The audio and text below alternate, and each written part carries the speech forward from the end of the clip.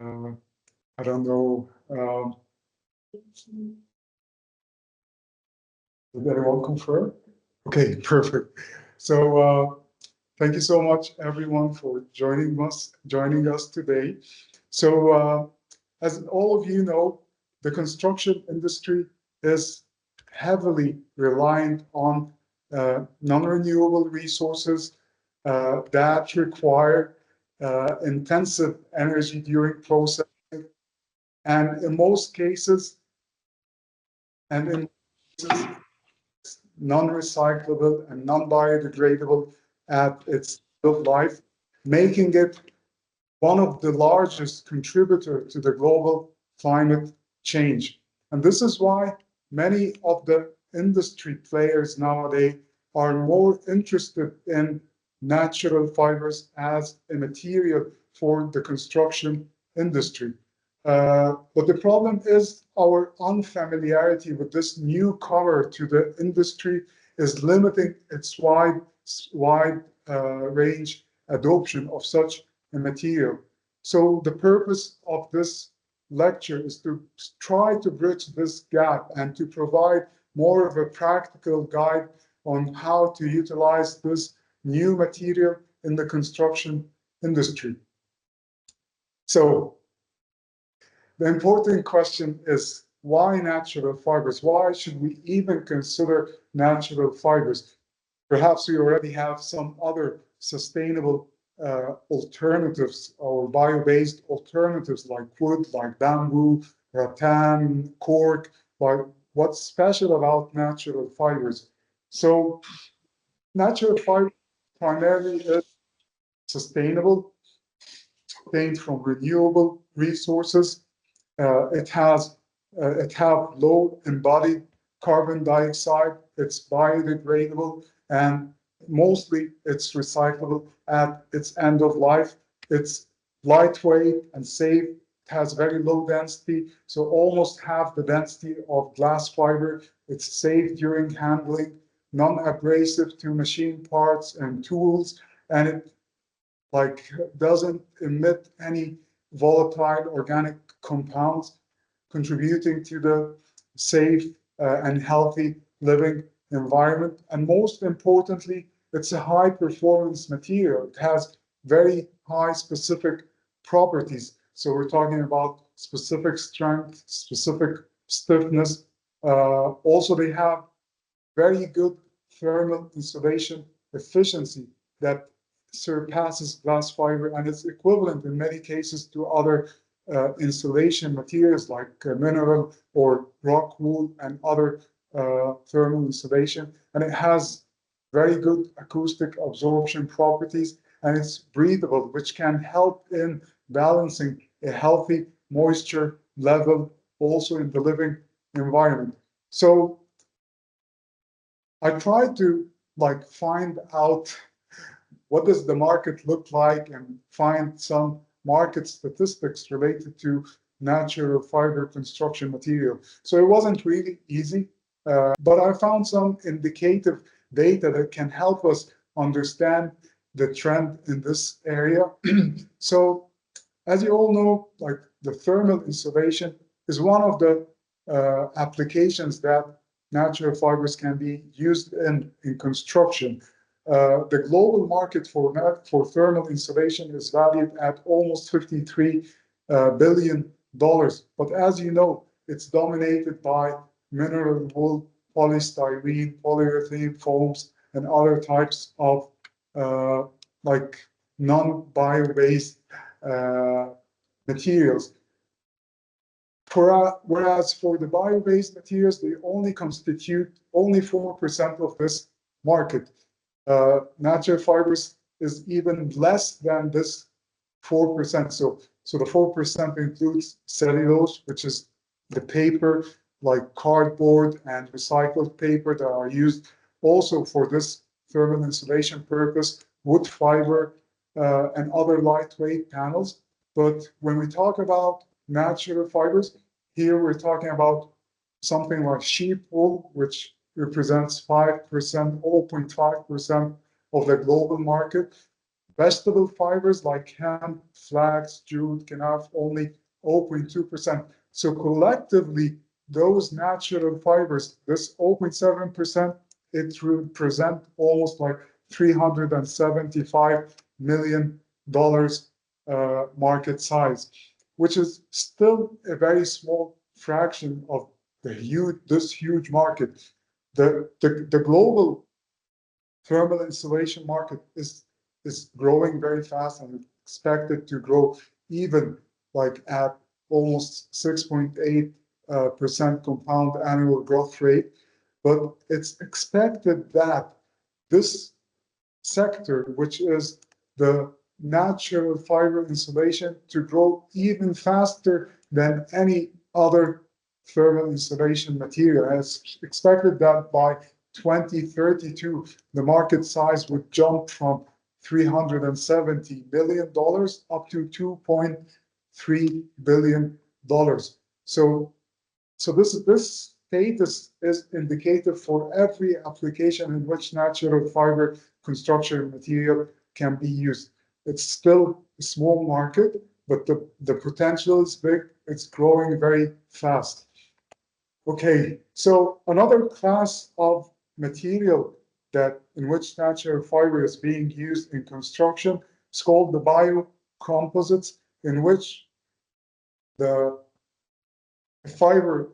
natural fiber is blended with a matrix. This could be a polymer matrix, whether a bio-based polymer or a synthetic polymer. And as you can see, there's like a slight overlap here, but the market is dominated by cork in terms of like biocomposite panels. So biocomposites is not necessarily limited to natural fibers, but any kind of like bio-based filler, whether in a powder form or in any form. So the use of cork is the dominant in terms of biocomposites. Wood biocomposites, like wood plastic composites, for instance. Natural fiber composites only constitutes 9% of this global market, which is almost 470,000 tons. The largest sector for such biocomposites is the decking, sliding, extrusion. So those are the extruded parts that are used mainly in construction, such as the decking, the cladding. So construction still remains a big part of such biocomposite industry. But the question is this something new? The use of natural fiber, is it something new that people just started to realize that, oh, there's an application for such a material? Actually, no.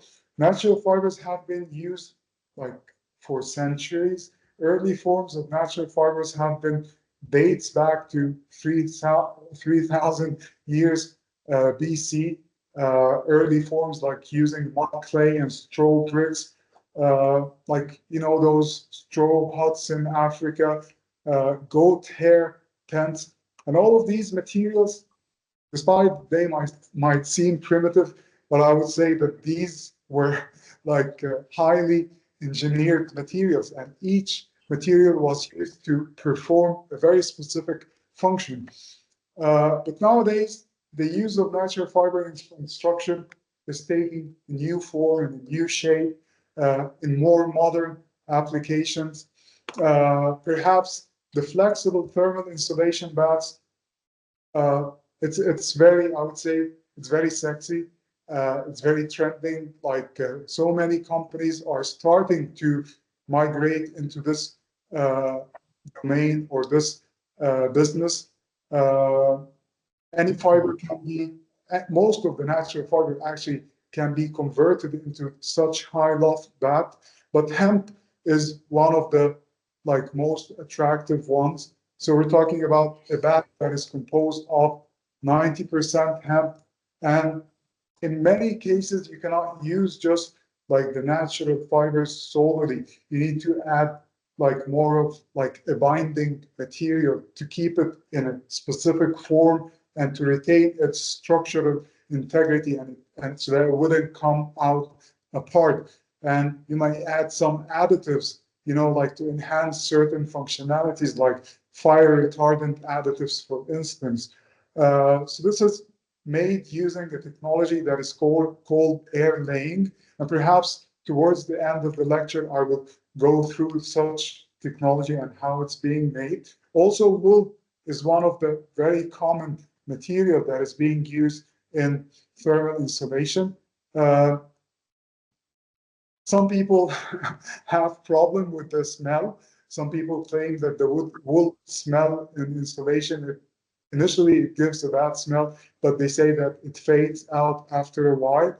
But it provides this thermal insulation efficiency that is equivalent or even better than rock wool. We're talking about like a coefficient of thermal conductivity around 0.03 or even less, depending on the specific composition of the material. Also, one of the applications, it's kind of like a new application in which a hemp mat, but it's more of a compact mat that is used as an underlayment for laminates, underlayment for rugs and carpets. Uh, this is also another form of natural fiber that is being used. Uh, it's, or at least this is what I call it. There's no category that like represented, but I call it stranded pressed fiber blocks and panels. There's like a popular company in the United States, it's called Hempwood, that makes such panels. So it's basically uh, you're intending to strand the fiber. So you're not extracting the fiber, but rather stranding them into more like a coarser version of the fiber. And then they are combined together in a mold and soaked with a certain type of resin. Uh, like this company, for instance, they use a soy-based resin. In some countries, they still use urea formaldehyde, but in other cases, this is banned and it's not preferably in such applications. So they use a soy-based resin, and then it's pressed, cured, and it provides really very good performance panels and blocks that can be shaped into several engineering applications, including construction and furniture. Another this is a classic application, which is the waterproofing membrane.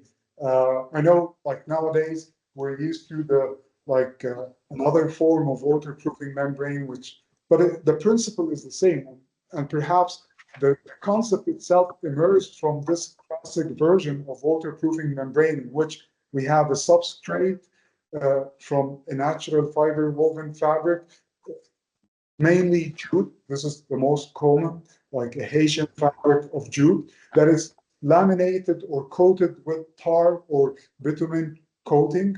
And as I said, I mean, nowadays, the new version of this is a non-woven substrate from polypropylene fiber, and it's coated also with the same insulating material. Another classic application of natural fiber in construction that many of us might come across those kind of gypsum plaster uh, articles, but they never realize that they're actually filled with natural fiber reinforcements, primarily sisal. It provides this kind of, reinforcement to such brittle material. Also, in wall covering, like woven fabrics from natural fibers, provide this kind of interesting feel and rustic style. Also nowadays, the kind of flooring and floor covering from natural fiber is becoming very popular, whether it's being sisal or jute. They're pretty durable and they have like unique visual aesthetics that can't be achieved by other synthetic materials. Uh, Also, an interesting application is in erosion control and geotextile application, in which like a woven net from In this case, it's a coir fiber. Coir is the fibers derived from the coconut husk. So it protects, like in the case of a steep slope or any slopes or lands that is prone to erosion. And this is an interesting application. It's more of a concept. It's not a commercial, I would say, a commercial application for natural fiber in construction, but it's a composite pedestrian bridge. And this has been built in several cities. Most recently, this smart circular bridge was built in the University of Stuttgart premises. So the decking itself, or the deck, is made from flax and bioepoxy. So bioepoxy is an epoxy resin that it has like a certain percentage of bio content, and also it's structured in the form of a sandwich structure. So it has like a core made of recycled PET foam, and also the handles are made from a similar flax bioepoxy material. This is also another application for natural fiber and specifically hemp in making acoustic panels. So these are made in a similar way in which the thermal insulation panels are made, but perhaps they are denser, they are more compact. The composition of the proportion of the fiber and the proportion of the binder might a little bit change. In this case, the fiber is hemp, and it's bonded with a low melt polyester fiber, and it's made using an air laying technique. This is also like, it's more of like a concept that has been implemented, in which a composite facade was used from natural fiber. Also, it was made from hemp and bioepoxy composite. You can see how it's being made. So short fibers from flax, we call it short fiber mat. So it's being molded or shaped and molded, and then it's being impregnated with the bioepoxy and cured to take the final desired form of the facade panels. Another applications are in the pavilions. So those were also like two applications in making such kind of pavilions. The first one is called Live Mat. It was also in the University of Stuttgart. It's made from flax bioepoxy composite. The other one is it's called Biomat. The rods themselves were made using a specific technique. It's called pultrusion. So called it's a hemp bioepoxy pultruded rods. Natural fibers have been for centuries have been used for making such pavilions and I would say temporary structures, like those cotton canvas for making tents and pavilions. So it's just taking a new form, a modern facelift. Also, this is another application which composite walls are made from natural fibers like jute. So the developer of this exhibit, it claims that these are jute fibers reclaimed from coffee bags, and it's mixed with a PLA fiber. PLA fiber is it's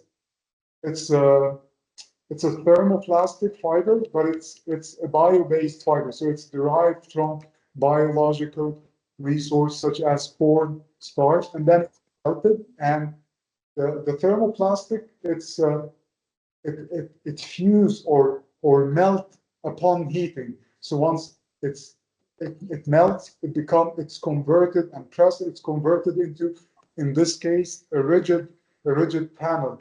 In previous cases, many of which were actually flexible, semi-rigid, but these are rigid panels. Another company that is making veneers from unidirectional tapes of flax and also a thermoplastic binder. It's called ECOA in the United States. And this is one of my favorite. I know the I know the developers, they're good friends of mine. It's called Circular Structure. The company is called Circular Structure, and they are making mobile homes from natural fibers such as flax and bioepoxy in a sandwich composite form. And they are following a more of a modular approach to their design. So they're not just developing like a mobile home or this or limited to this vehicle. We have done some collaboration with them, but they're making like sandwich panels, so two-dimensional sandwich panels from natural fiber composites, and they're using like the connecting profiles also made from natural fiber composites so that they can convert those two-dimensional panels into three-dimensional structures. And, you know, the limits are endless in this case. So you can make any kind of structure just by having like flat sandwich panels and those kind of connecting profiles. Another popular, and it's widely used, and this is actually a commercial application, which is the WPC. WPC in this case, it's an abbreviation for wood plastic composites, but it can be made from wood flour or even other type of fiber filler. So any kind of fiber can be grounded and used as a filler in this case, whether it's flax, hemp, any kind of fiber. And in this case, it's compounded with a thermoplastic polymer. More popularly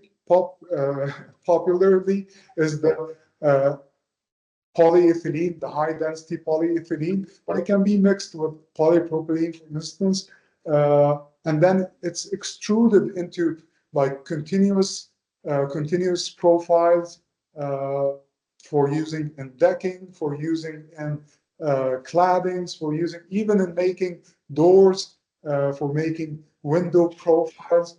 In this case, we're talking about the composition of a fiber of almost 55% by weight and 35% of this thermoplastic. And they sometimes use a filler content up to 10%. In this case, it's a calcium carbonate. Another interesting application, I know it's trending nowadays, which is the fiber line bricks, in which it's not actually a fiber, but it's a material that is derived from a vegetable fiber. So in case of bast fibers like hemp or flax, the fiber itself is the external sheath or bast that surrounds the stem. And inside the stem, there is a woody core. And this core, it's called either hurd or sheaves. So during the extraction, people take the fiber and those wooden core, they start to chatter and break down. So this is what is being used in making those kind of hempcrete and limestone bricks. In this case, it's a hemp hurd blended or mixed with limestone and pozzolanic binder. And it provides several benefits, including not just like it's a non-structural element afterward, but as I explained, like it has low embodied carbon dioxide.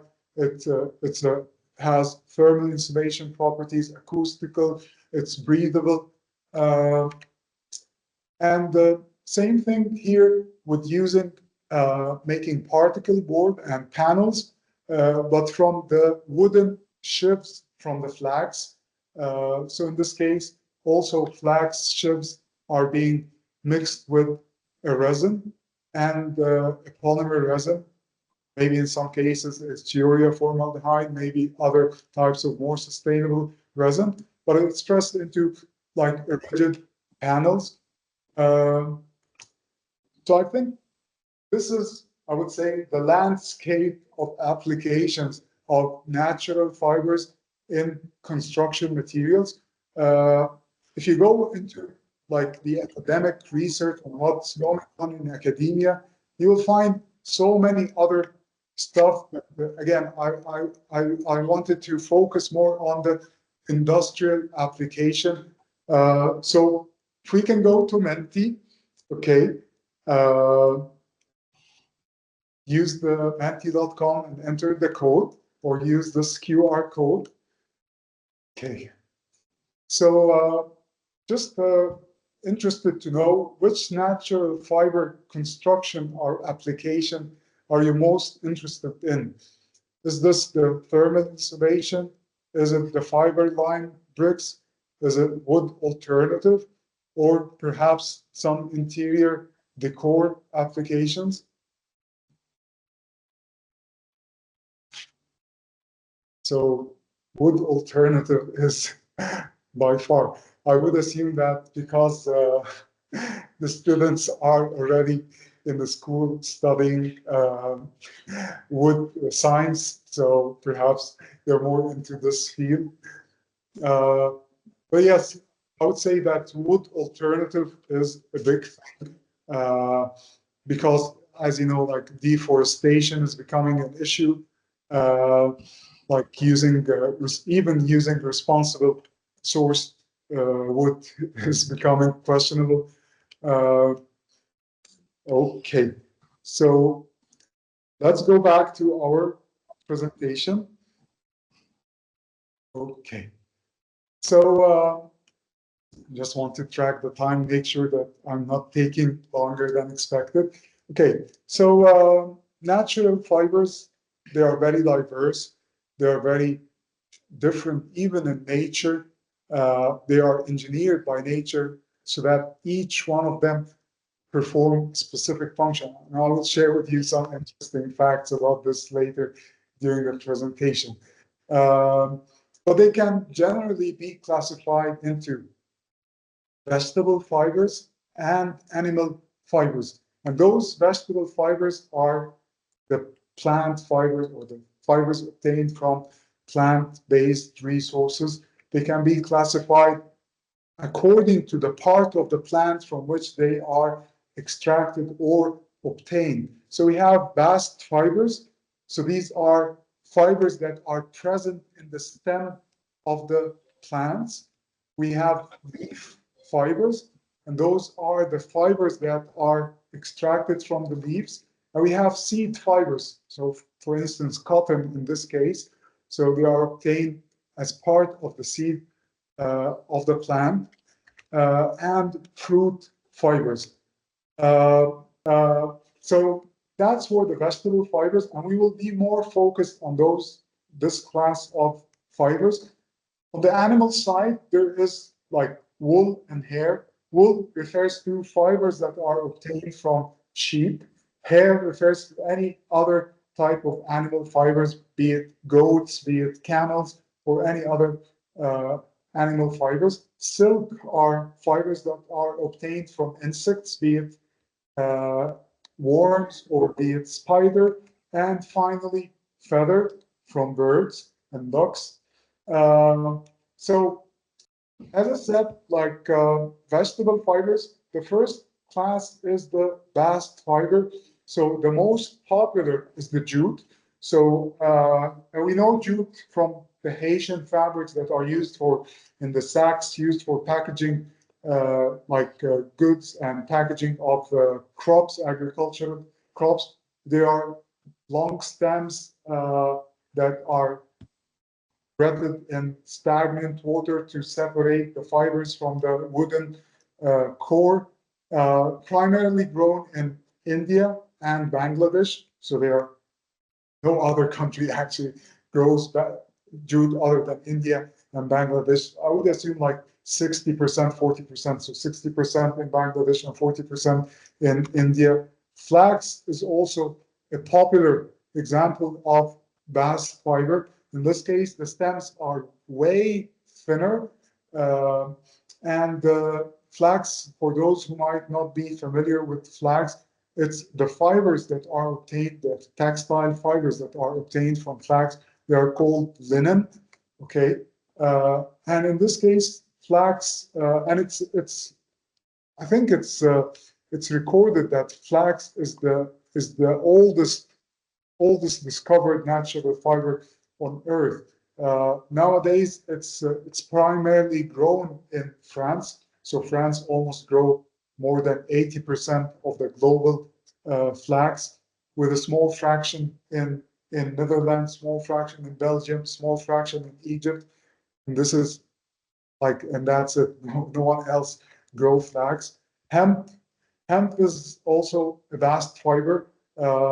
It's notorious due to its association with the marijuana, and there has been like a global ban on growing hemp. But nowadays, we're seeing legislations changing every day and giving like birth to a new hemp economy. Leaf fibers, the most popular leaf fiber is those fibers that are obtained from the Agave siciliana plant. It's called sisal. So the fibers are actually obtained from those leaves. And this is widely grown in Brazil, Kenya, Tanzania, Madagascar. Also, abaca. Abaca is it's the cousin of banana, modern day banana, but it doesn't produce fruit. It's grown for fiber. Some people confuse it with, they say, okay, if the fibers come from those like vertical parts, it should be considered like a stem fiber or a bast fiber because it's obtained from the stem. But in this case, it's called the pseudo stem or the fake stem, because in this case, actually the true stem of the abaca or the banana, it's buried underneath the ground. And what you see above the ground is the extended part of the leaf. So it's considered a leaf fiber. And just for your knowledge, abaca is the strongest natural fiber ever. Seed fibers, as I said, like cotton, you see it's fluffy, it can easily fly and take the seeds with it. Another type of seed fiber is called kapok. It grows in Africa and Indonesia. Indonesia is the biggest producer of kapok. Also, every fiber or every group of fiber is attached to a seed. Then it's highly buoyant. You know, if you just put it in the air, it tends to fly rather than fall. So it defies the gravity. And this is the fruit fibers are the most known fiber is the coconut coir. So the husk that is obtained from after removing the shell of the coir. This husk is composed of fibers that are mixed with a certain like bio-natural cement that holds the fiber together. And it's less common, but the volumes and the potential is massive, which is the oil palm. Also, oil palm fruits, they are surrounded with the fibrous husk, and they generate such kind of fibers. But there are no like market or even production for such kind of fibers.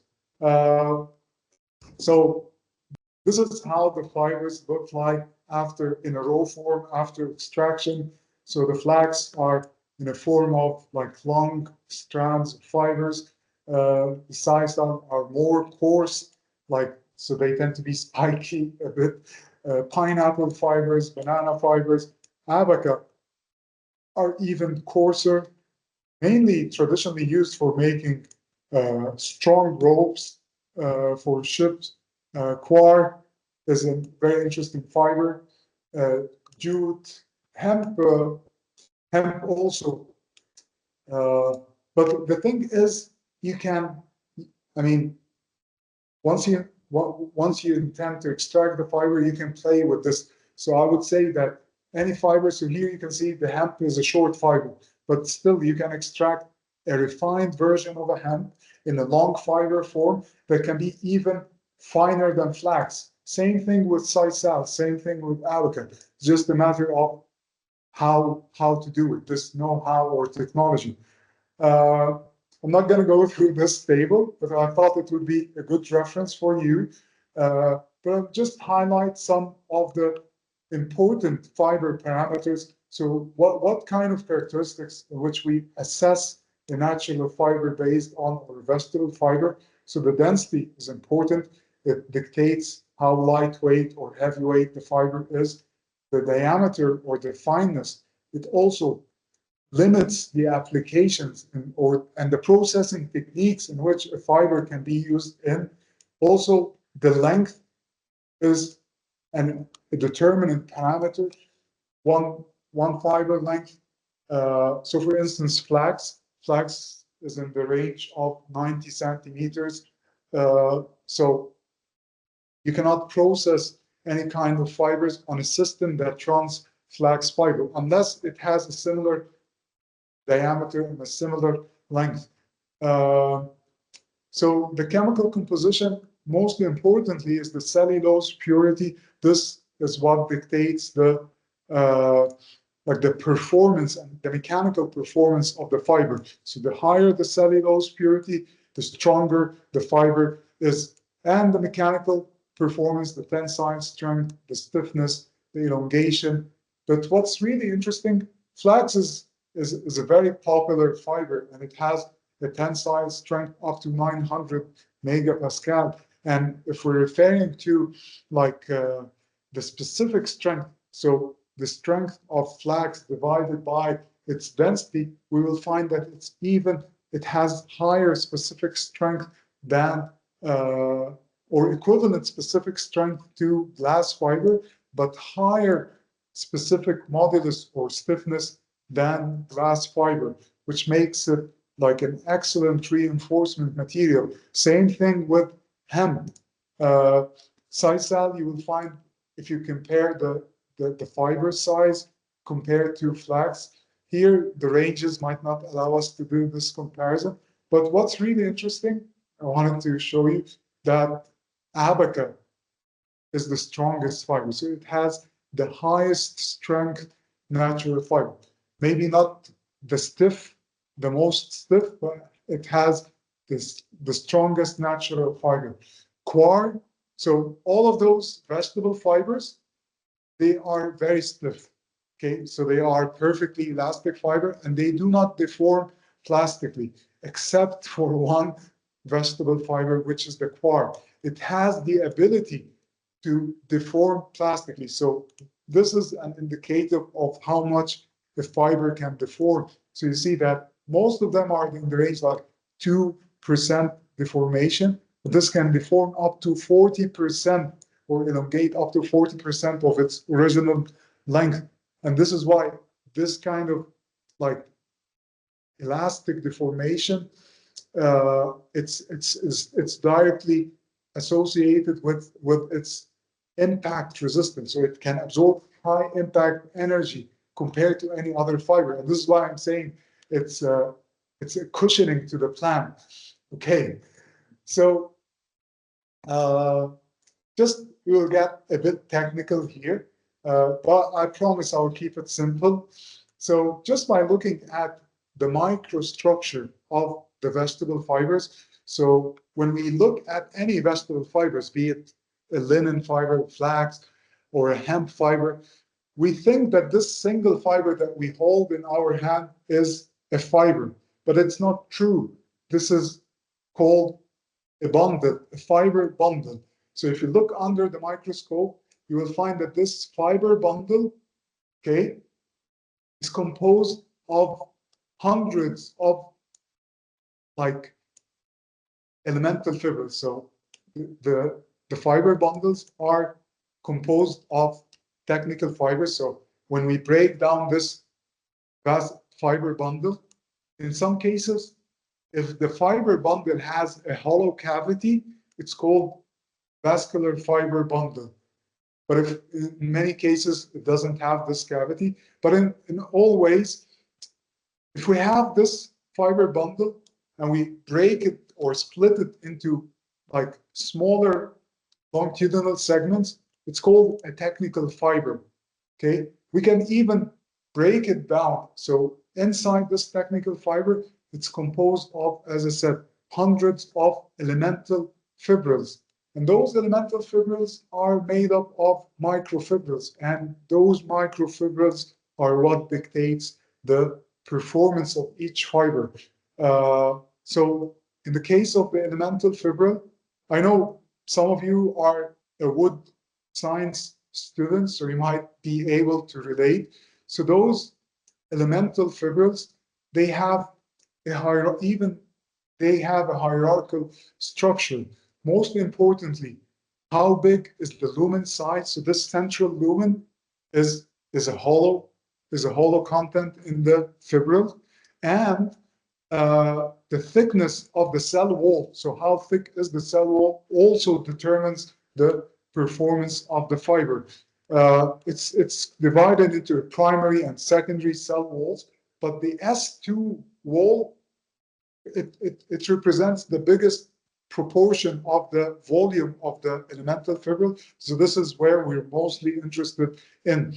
The S2 wall, as you can see, this like diagonal lines, it's made up of microfibrils. And those microfibrils, they have what is known as a microfibril angle. So they're not like aligned in the fiber axis, they are slightly inclined. So, and depending on the inclination, the more inclined, the weaker the fiber.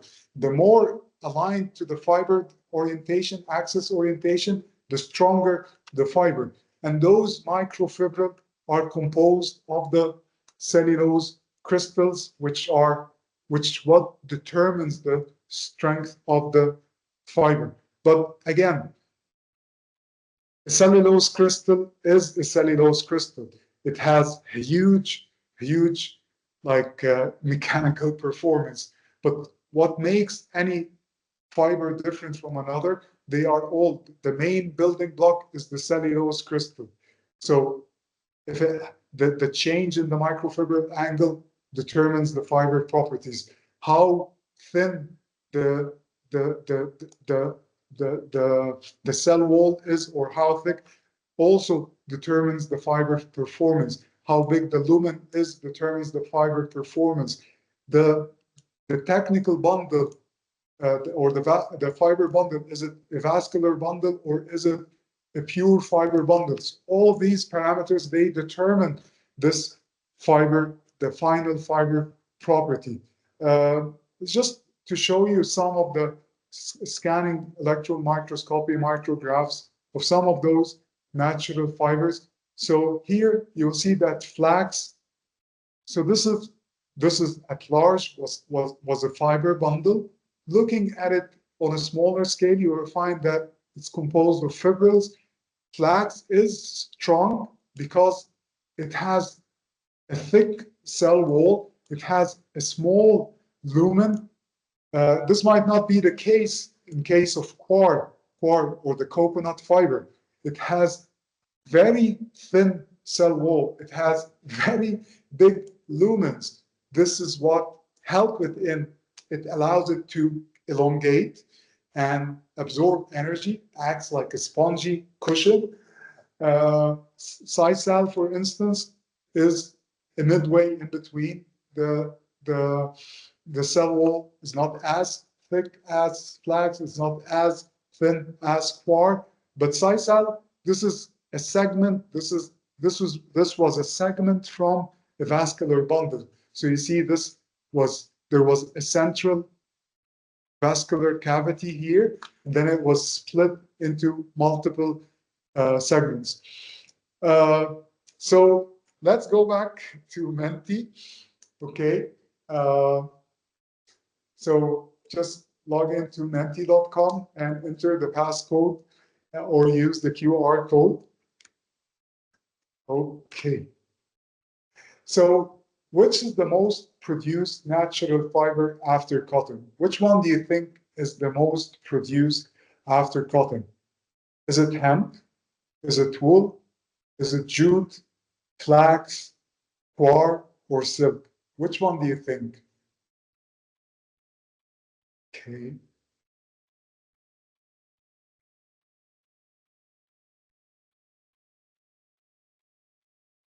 Okay, so you kind of have more votings for flags. Oh, more people are voting for jute and wool, making it harder for us. Okay, so I think we have some people who got it right. So let's go back to our presentation. Okay. So just to give some context of the world production of natural fiber in a raw form, you'll find that almost like 30 or 32 million tons of natural fibers are produced in 2023. Cotton only represents 25 million tons of this proportion. And all other natural fibers are almost like 8 million tons or 7 point something million tons. The second produced vegetable fiber after cotton is jute. Jute is an amazing fiber, followed by quartz, wool, flax, and then hemp.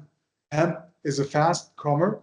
Hemp, like 10 years ago, hemp was far away from being even among this list, but it's growing, and it's growing very fast.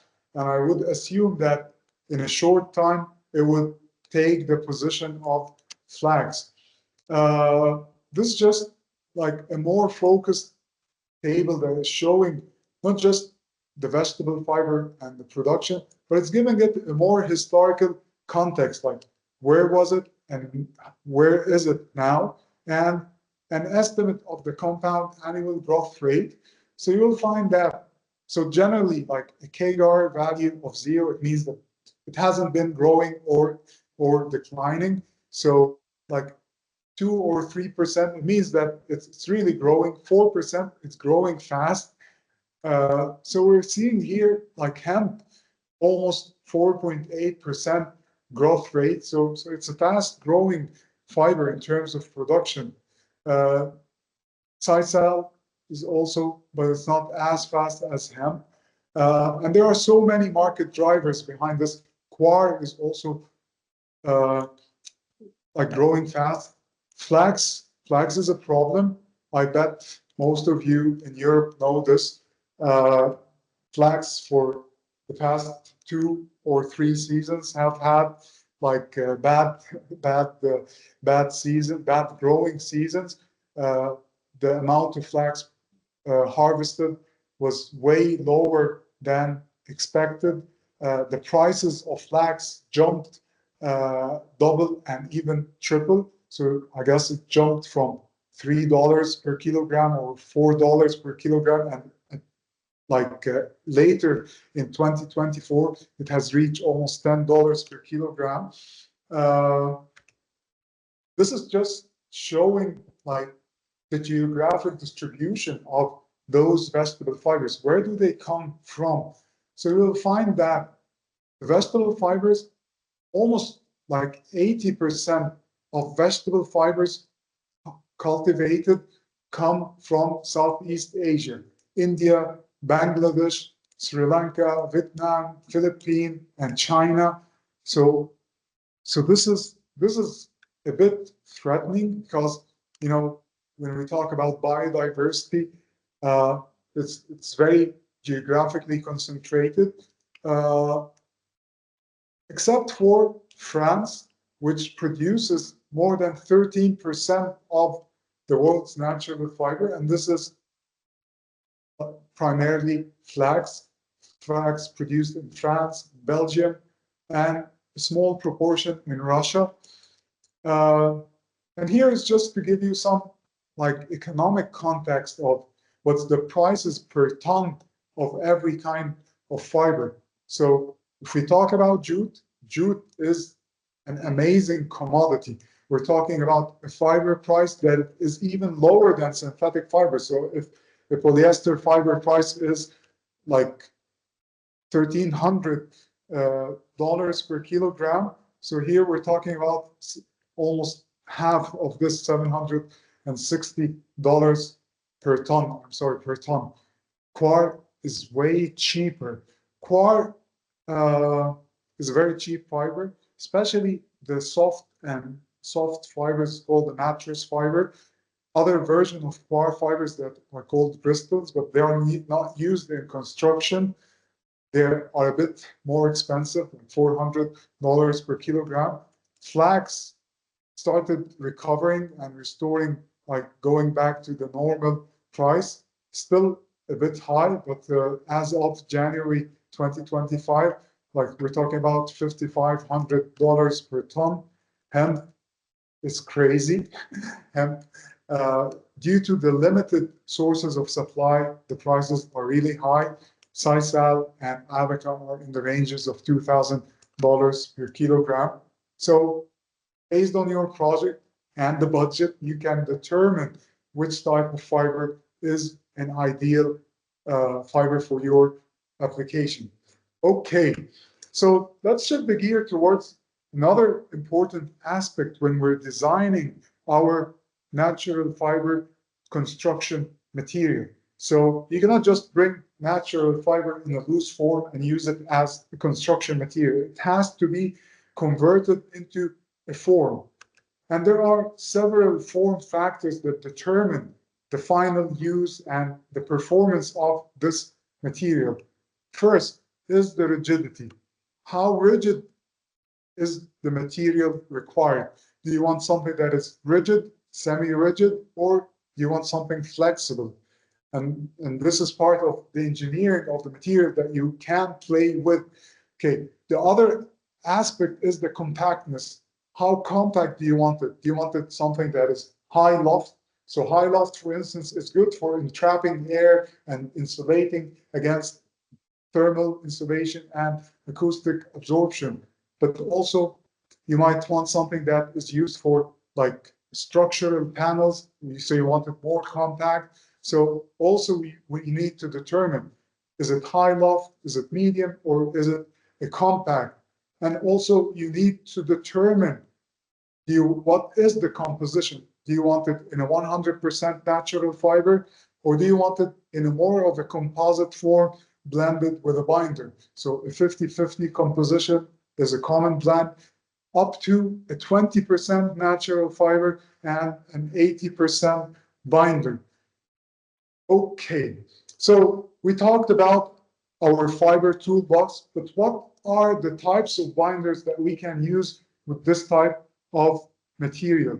So I just tried to finish quickly. I know we're running out of time, but generally speaking, we have cementitious composites, we have polymeric composites, we have pozzolanic binders, polymeric binders, and cementitious binders. We're talking about the most important cementitious binders used with natural fibers are limestone and gypsum. The most important polymeric binders are thermoplastics in a form of fibers like polypropylene fibers or low melt polyester fibers or PLA fibers, or thermoset resins in a form of a liquid resin like epoxy, for instance. And I'll just be showing like a quick review of how do those binders look like. So if we're talking about the thermoplastic fibers, so those are fibers that are transformed into a liquid, or they melt upon heating. And once they melt and solidify again, they fuse to the fiber, that the natural fiber. So they are often used in a form of like a staple or a cut fiber, and they can be intimately blended with the natural fiber. The range of melting temperatures from 140 degrees up to 180 degrees. They can be colored. They don't necessarily need to be white. They can be colored. There are synthetic versions like the polypropylene or the low melt polyester, for instance, or there are a more bio-based alternative like the PLA, the polylactic acid fibers. Epoxy is epoxy, and most of you are quite familiar with epoxy, but bio-based epoxy, it's not a 100% so a bio-epoxy. It's a synthetic epoxy that has a certain percentage of bio content. So in some cases, it's up to 35% bio-based content. And this percentage, it provides a performance that is pretty equivalent to the performance of regular epoxy. But in other cases, you can increase the bio content up to 60%, but this will be at the expense of the performance. So it will compromise the performance of the resin. Other types of binders like the limestone binders that is mixed with pozzolanic binders. And today is joining me our R&D senior biochemist, Hamis, and she will be discussing more about the fiber line bricks and the composition. She will be open to any questions related to this application. She is the master of this area. So just to quickly discuss some of the most important fabrication techniques, I will focus more on the application that is used to make those high loft bads, because it's a very versatile application and technique. It's called air laying technique or air laying technology. So it starts with the feeding. So we have several feeding units in which you start feeding the fibers. So you can feed the natural fiber, you can feed the thermoplastic fiber, you can even feed more than one natural fiber. So in one case, you can have a blend of kenaf, jute, and hemp in a mixture, and add it to a blend of thermoplastic fiber. Then this mixture of fiber, it's dosed based on a gravimetric dosing system or based on weight, and then it's transported into a blending and opening system in which it homogenizes this blend so that it's uniformly distributed, and then it opens it, it removes any entanglement, becomes fluffy to prepare it for further laying. And as the name entails, air laying. So once the fibers are transported to the air laying head, so air starts to blow those fluffy loose fibers into a conveyor, in which by controlling the conveyor speed and the air blowing speed, it starts to condense and accumulate a certain amount of fiber on this conveyor. So then we can control the amount of fiber. So do we want something that is very thick, very thin? And so we determine the density and the thickness at this stage. There's another step. It's more of an optional step. It's called the felting. And it's intended if you want to achieve, so up to this step, the air laying, you can achieve really high loft bads, so something like 10 centimeters thick. But what if you want something that is, so this 10 centimeter thick can be like the density almost 45 kilograms per meter cube. But what if you want something that is very dense, compact?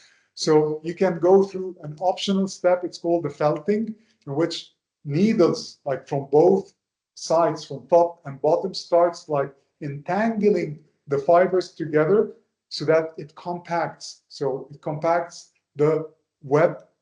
And now we have like a fiber web that is composed of natural fibers and a certain percentage of thermoplastic binder, which is heat sensitive.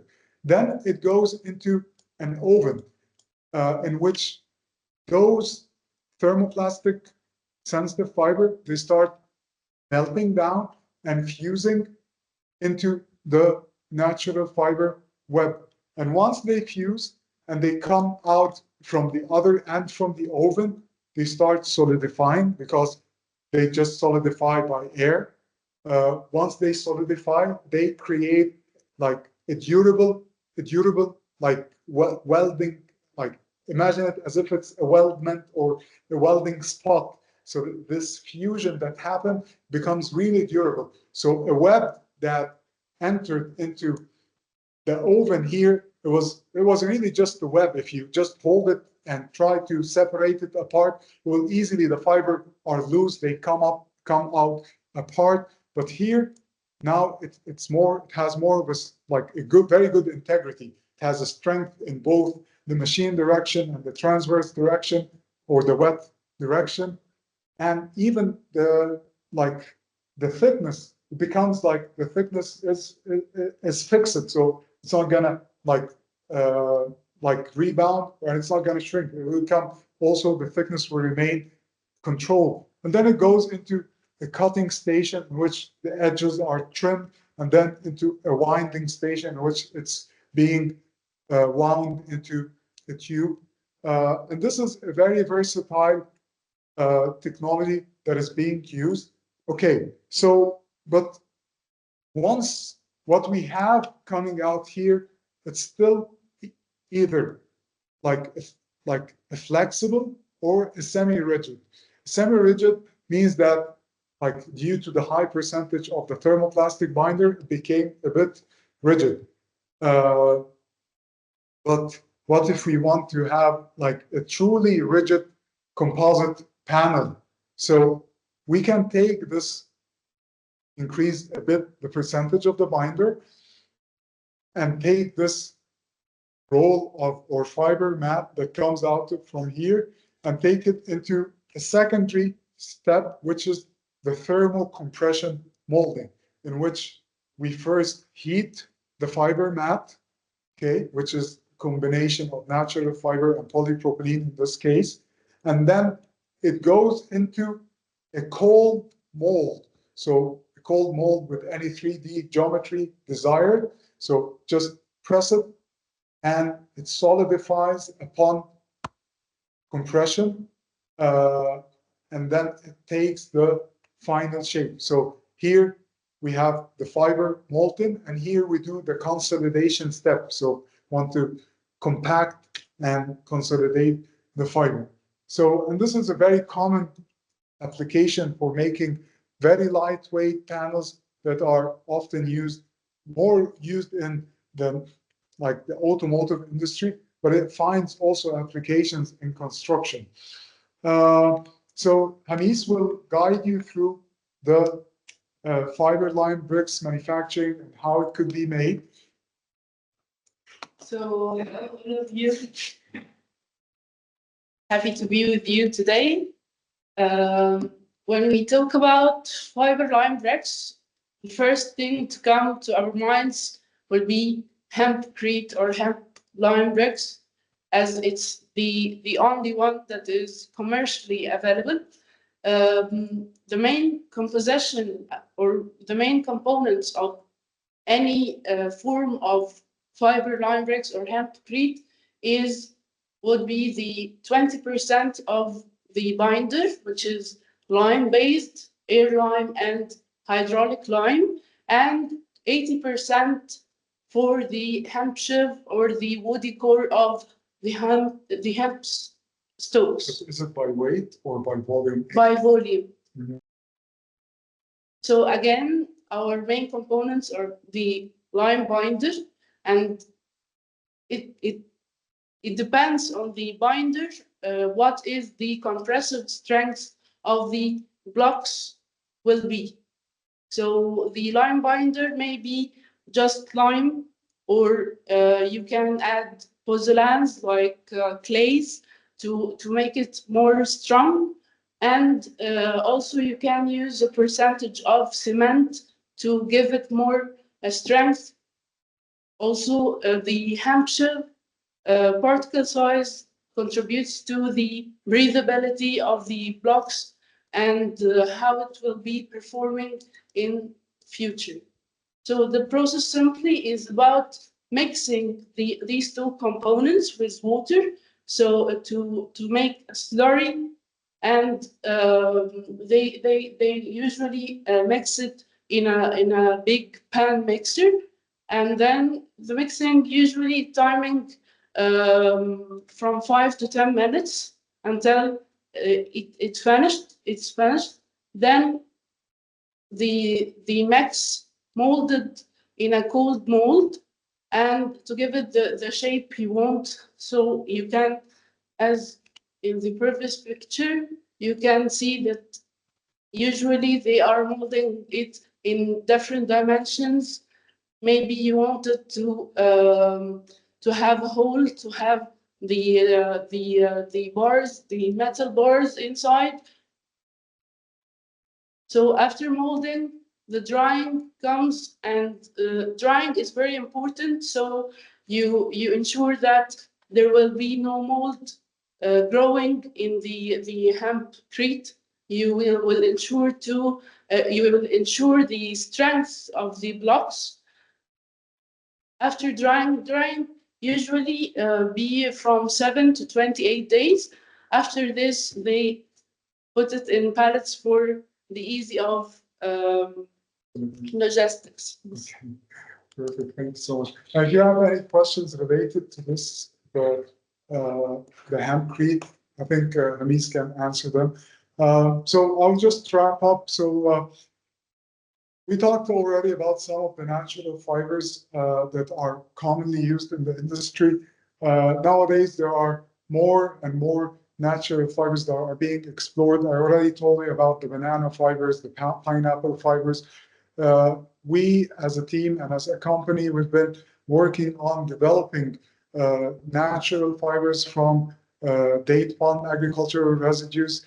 And we have pretty much done everything that can be done in construction using this kind of fibers. So we have done thermal insulation from the palm fibers, lime bricks also from the palm fibers, stranded pressed panels, wood. So these are like the short fiber, 50% palm fibers and 50% polypropylene. These are also wood plastic composites from the palm fibers, and like sandwich structures with palm fibers and epoxy resin and an agave and grain core in a profile that similar to the circular structure profiles. We continuously work to develop like new applications for such fibers. These are just some good resources for anyone who is interested in natural fibers for construction. These are all hyperlinked. So if you click on any of the icons, it will just take you to the website. Most importantly is the Discover Natural Fiber initiatives. If you are interested in any market data, prices, productions, but all of them are really very excellent sources of information. And this is a database of companies that work on different value chain levels in terms of flax and hemp, whether they are fiber producer, companies that make reinforcements, distributors, traders, companies that makes composite and other technical support companies. And with that, I would like to conclude. I would like to thank you so much for your attention, and please pardon me for taking that long. I think if we still have some time for questions, we can go back to Menti and have a couple of questions if people are still able to attend. So if you have any questions, just please type them in.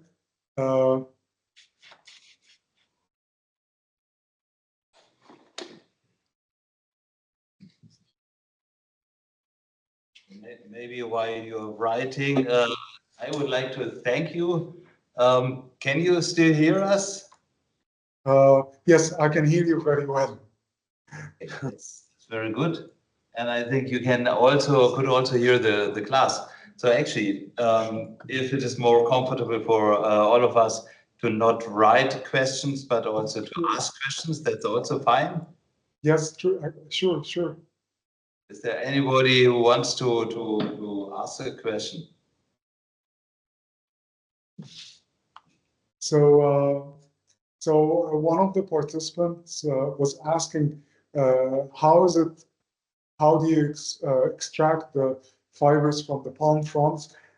Actually, this specific question, I might not be like in a position to answer because it's more of a proprietary technology that we have developed. It's a patented technology. It has a patent granted, both local patent in the UK and a PCT international patent application. But it's a simple process. It's a combination of like a chemical, mechanical, biological extraction method, but also it's a very like environmental conscious extraction approach.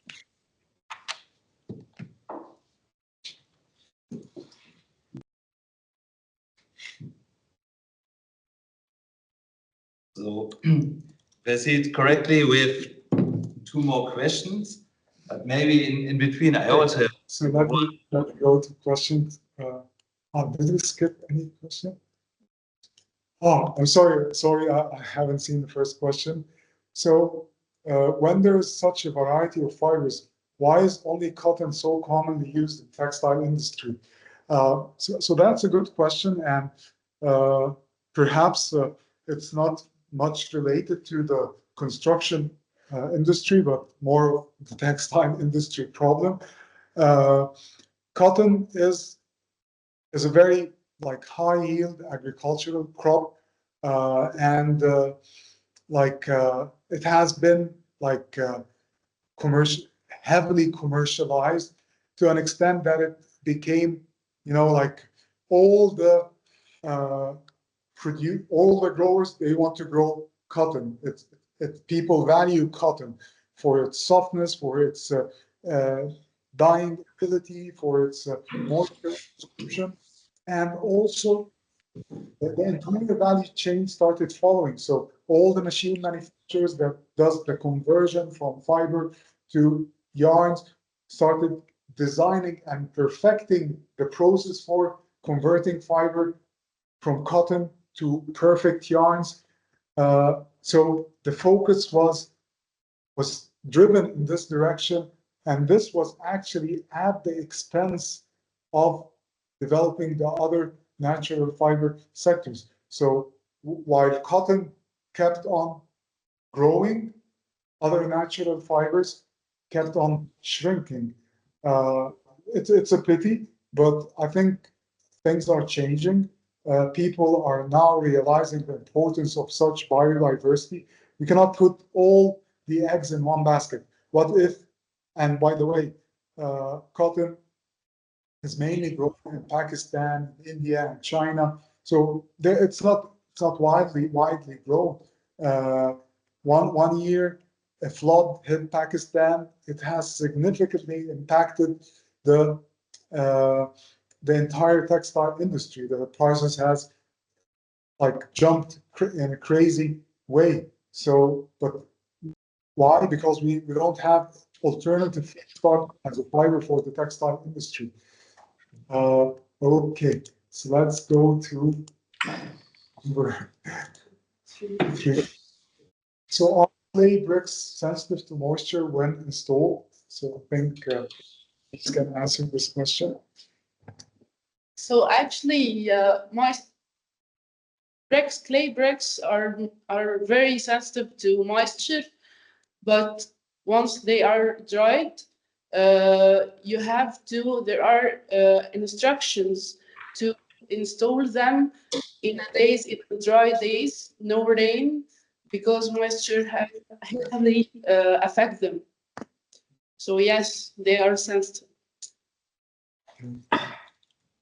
Could you please explain how the fiber extraction from answer this question?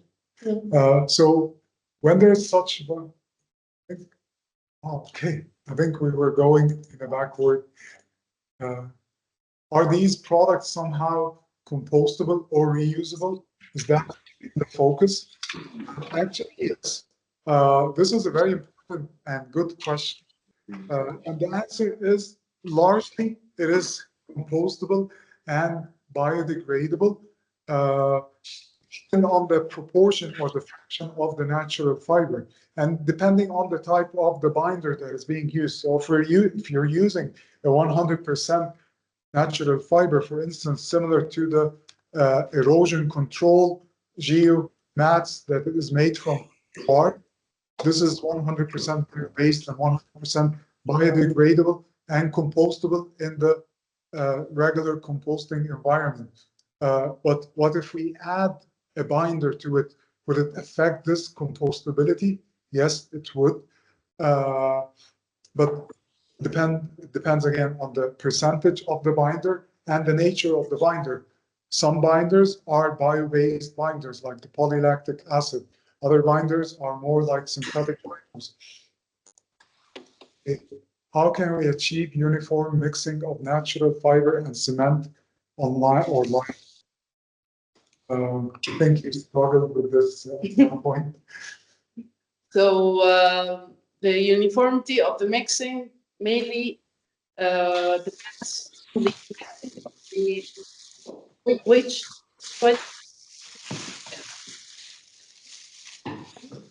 or the lime or the shells. The most effective way is to mix both water and the binder. If it is lime or cement first, then add the shells to achieve the most uniform mix and have the best time interval as the duration elongates.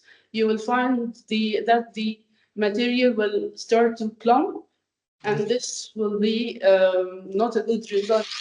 You don't want any formation of clumps. So from 5 to 10 minutes, mixing for the shells and the lines will be great. Perfect.